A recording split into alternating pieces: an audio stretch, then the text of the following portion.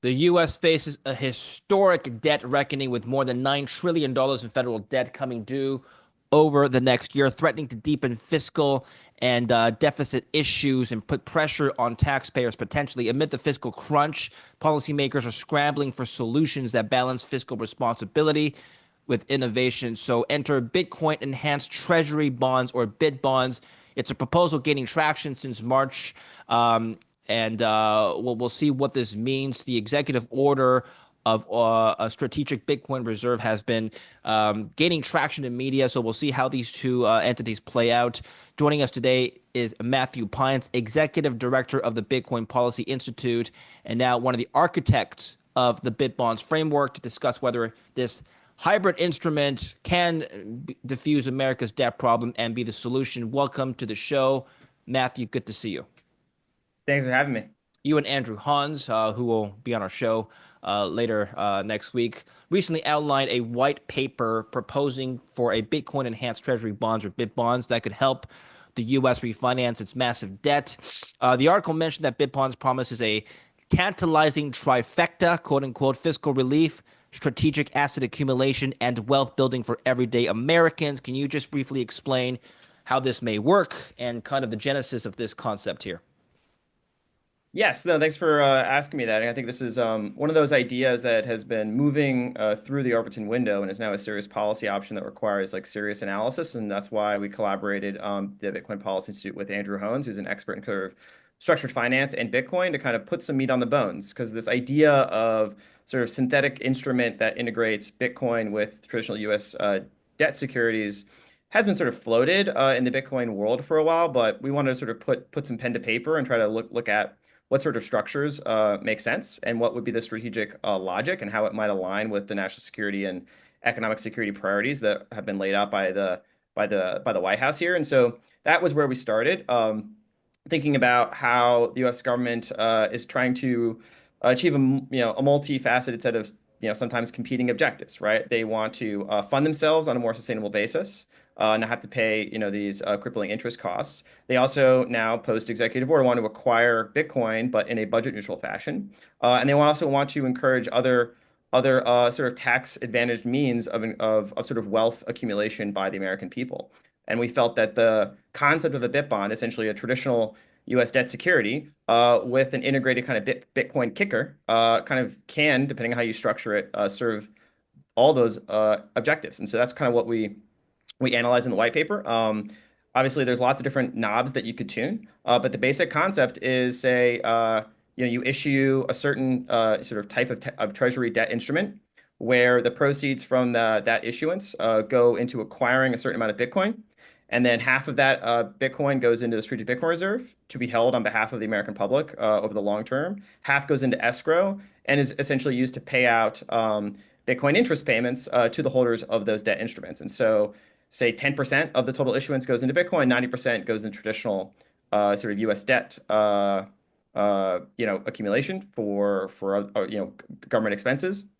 And if it works out well, you could issue such securities at a lower than market interest rate. The government acquires Bitcoin without otherwise sort of budgeting, kind of with competing, sort of line items. And if you have it be a tax deferred or tax advantaged instrument, American citizens can hold a pretty low risk U.S. Treasury instrument with a sort of fixed Bitcoin coupon associated with that debt security. So we wanted to put this on the table and stimulate discussion and analysis. We know the Treasury Department is an inherently conservative institution, but at least we wanted to get them thinking about it.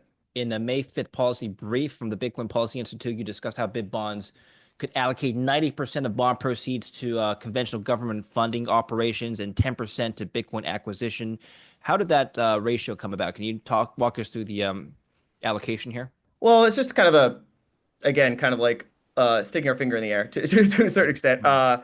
I feel like, you can sort of tune this however you want. I think what we wanted to, start relatively conservatively. 10% is significant, but wouldn't overwhelm the overall kind of profile of the bond. And one of the things that we encourage as recommendations to the Treasury Department is essentially to start with a pilot program and to potentially issue different types of bit bonds with a different kind of composition and see what the market demand is with different configurations of the bond, and sort of try to find the right sort of optimal mix of risk versus sort of volatility and the associated demand in the market here. So I think 90/10 is a nice place to start, and depending how you structure it, where I know how we sort of engineer this with Andrew Hones's guidance was essentially 4.5% senior and a 50% Bitcoin upside, so that upon maturity, investors would receive 100% of the Bitcoin upside up to 4.5% of the total compounded return, and then 50% of all the remaining Bitcoin upside. So essentially, a buyer of the bond would sort of get paid out kind of a guarantee what an otherwise say 4.5% 10-year note would be if it's a 10-year duration instrument, and then they get half of the additional Bitcoin upside, and the rest is given to the government there. So any one of those sort of knobs, you could tune to think about pushing more of the risk onto the buyer of the bond or to the U.S. government. But yeah, a 90/10 was a good sort of initial place to focus the analysis. So for bond investors out there who are more used to traditional instruments, what's the investment case for this hybrid structure? Yeah, I mean, you could kind of construct a synthetic version of this by just sort of buying a treasury bond and then buying some Bitcoin, right? You could construct a version of it in sort of the options market. So I think for sophisticated investors, they could kind of construct a similar instrument, right, synthetically. But for the average buyer of U.S. debt that may not be as sophisticated or have access to those sorts of products, this provides a pretty clean mechanism, also one that would be backed by the full faith and credit of the United States. And in particular, as it being tax advantaged, would allow folks to defer capital gains. And so that would be a unique instrument that you couldn't otherwise, acquire or sort of produce as a result of, a sophisticated option strategy. Does it compare to anything that exists in the market today, any DeFi solutions or any traditional hybrid debt instruments in traditional capital markets? Yeah, I mean, the closest analogy would be the various like debt securities that MicroStrategy has issued, right? He's issued a whole sort of plethora of these convertible instruments as well as traditional corporate debt. That their main function is essentially to give access to capital pools, exposure to Bitcoin, with the volatility kind of dialed up or down depending on their risk tolerance, as well as their investment mandate. And that was sort of the successful insight of Saylor was that there are pools of capital that have a very constrained mandate that prevents them from just acquiring Bitcoin outright. And so he can kind of give them exposure to Bitcoin in a way that fits within their mandate and within their risk tolerances. And I think this sort of product, being issued by the U.S. government would, I think, be able to tap into a much even larger pool of capital that isn't looking for corporate bonds, but is looking for sovereign debt. And there's no sovereign debt issuer that has issued a bond like this. And so the U.S. government doing it would obviously be the first mover here. I think it should be done prudently. It should be studied. The U.S. government doesn't just sort of issue new debt securities on a whim. They usually take their time to assess the market demand, the difference between the on the run and off the run, sort of market structure, how the dealers would handle it. But yeah, I think it's one of those ideas that starting with say a $10 billion pilot program and then dialing it up or down or sort of redialing in the term structure or the parameters around Bitcoin versus the US dollar payouts. Seems like a sensible approach, especially if they're embarking on a pro Bitcoin policy where they want to find ways of acquiring Bitcoin for the strategic Bitcoin reserve itself, without having to, take funds away from another appropriated government program. Do you see this instrument performing more like a treasury in today's market or more like a Bitcoin index fund? How do you see it playing out in today's environment? I mean, it's probably going to be downstream of the overall demand for Bitcoin. It's going to have this interesting component to it, which is it has the dollar payout, which is going to have a traditional term premium, and then you're going to have this additional Bitcoin kicker, which is going to have more speculative demand components to it. And so you're going to have kind of two of those cross currents, which to a certain extent might cancel each other out, right? In the sense that natural pressures towards devaluation and towards sovereign debt essentially becoming less desirable as an asset, being grafted on with an asset that is somewhat inverted in its relationship to the performance of bonds. It's similar to kind of like the Judy Shelton idea of sort of a gold backed or a gold sort of integrated sort of treasury bond, essentially taking a hard asset and sort of synthetically integrating it with traditional fiat debt security. I think it'll have a similar profile. It might be a little bit more volatile in terms of how it trades. I think the market that would find an equilibrium pretty quickly, as we've seen with Sailors. He had to kind of teach the market to a certain extent how to value these sorts of bonds and convertible instruments. I think very quickly though the market adapted and there was a pretty strong demand. So I think that would likely happen as well. But yeah, that's the nature of the market, right? It's hard to predict, and so you Yeah, want to yeah. start small and then see how it goes. Are you ready to meet the biggest minds in Bitcoin face to face? Well, this summer, the crypto capital of the world isn't Silicon Valley or New York or even Miami. It's Las Vegas, introducing Bitcoin Vegas, the ultimate Bitcoin event of 2025. And this is not your average conference. Join real conversations with people shaping the future of money. Thought leaders like Michael Saylor, Lynn Alden, Ross Ulbricht, Winklevoss twins, David Sachs, and many, many more. Whether you're a hodler, builder, or just Bitcoin curious, BTC Vegas is where ideas ignite, partnerships form, and conviction grows in the space. Tickets are going fast, so lock in your spot today using my link down below or scan the QR code here. You'll get a 10% discount. Get it before tickets are sold out completely. We'll see you in Vegas. I think I was just where I was going with this is how volatility in Bitcoin is going to impact the underlying value. Do you see the NAV changing alongside Bitcoin? Yeah, probably. Yeah, I mean, if it's 10%, right, it'll be somewhat muted if you had a higher proportion. I think it'd be really just to see how these trade relative to kind of the vanilla like sort of par equivalence, and to see, is there instead of a term premium, is there like a term discount associated with the Bitcoin related bond? Um, is it more valuable in the off the run, right, than the on the runs? That would be really interesting, right? To typically kind of less the off the runs are less liquid. They trade with a slightly higher premium. You could have a situation here where these Bitcoin bonds actually trade at a essentially term discount in the off the runs. That would be interesting. But I don't know. I'm just speculating. Well, what is your let's all Yeah. speculate together. What is your outlook on Bitcoin and the macro drivers surrounding Bitcoin for this year? As we're speaking on the 9th of May, Bitcoin has just rebounded to above $100,000. We're at $103,000 now. Just a huge rally in the last couple of days. What's been going on? Well, I mean, I'm not a day trader, but I think my structural thesis for the global economic and monetary system is driven by an assessment of the geopolitical order that's being reshuffled. My background is doing sort of national security consulting for the government, worst case scenario planning, emergent technology assessment before I kind of got into Bitcoin policy. And so I was advising lots of multinationals a few years ago, post the Russia invasion, of the geopolitical and cybersecurity risk environment. I think that is accelerating. Essentially, it's become very clear that the new administration wants to reorder the terms of the economic deal and the security arrangements, and so they are essentially setting up a club and a fence, and the term of entry to that sort of security, tech, and tariff trade zone is going to be a number of trades, swaps. Right, whether it's preferential access, whether it's swaps for foreign exchange reserves, for century bonds, gold being remonetized, and all driven by kind of this U.S.-China strategic competition dynamic, where uh, the status quo system that was in place for the past 40, 50 years is seen by an increasing number of elements of the U.S. power structure as being non-sustainable, and they want to change it pretty quickly.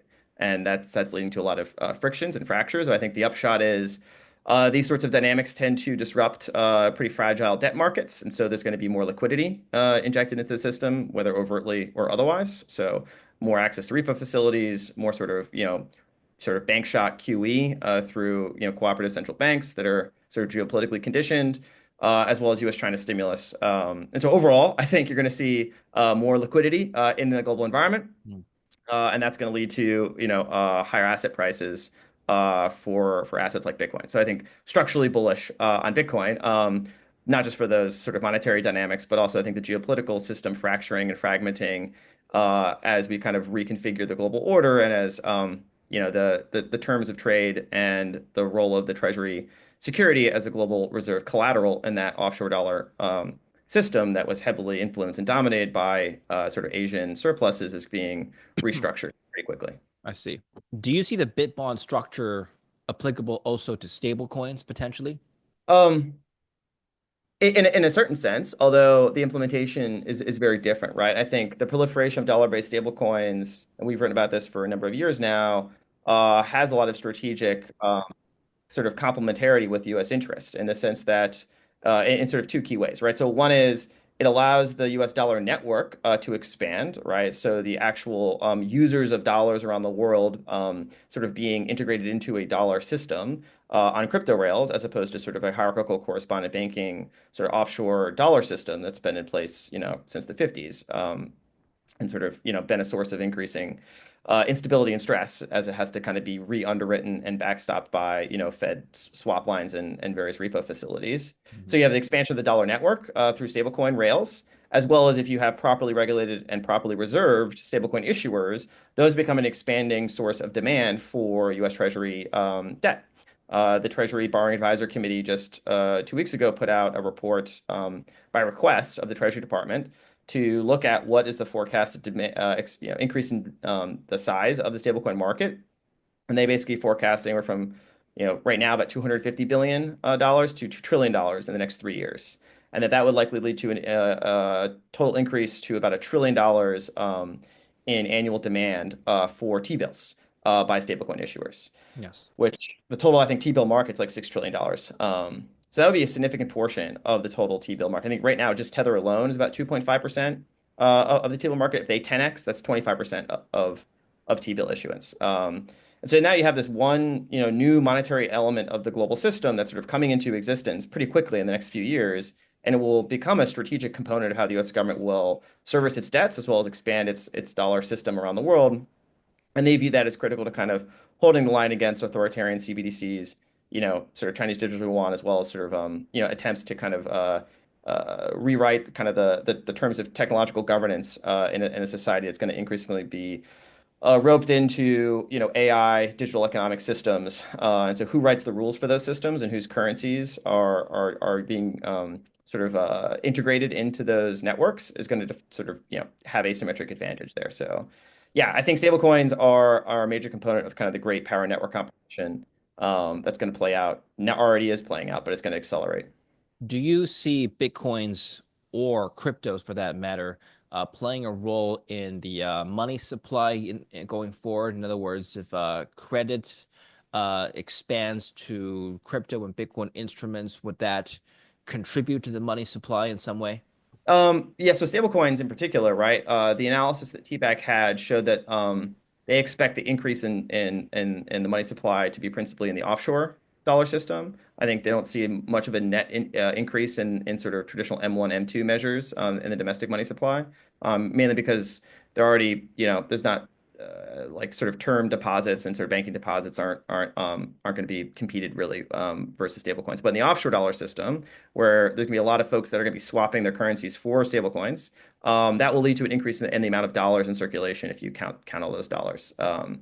And so that could lead to interesting sort of set of dynamics associated with how that gets translated back to the onshore system, especially if they're fully reserved with high quality liquid assets like short-term treasury debt. Yeah. And I'd say like the upshot would be, as we've seen with activist treasury issuance from Yellen that's continued to under Bessent, generally speaking, the more short-term debt that you issue relative to long-term debt, that's sort of a functional equivalent to expanding the sort of elasticity in the money system. So more dollars effectively available because short-term treasuries function as really useful kind of overnight collateral. So yeah, I think stablecoins themselves could then be also used as collateral Mhm. in the offshore system as well. I think that's starting to take shape, right? Mostly in the crypto sort of native markets, but as it become highly integrated and sort of regularized, like why bother with a 3 month treasury bill when you actually have a fully reserved regulated stablecoin that's like from JP Morgan or something, right? Mhm. Like just use that as your collateral. Why would I bother just taking something that's maybe even less liquid, like a 3 month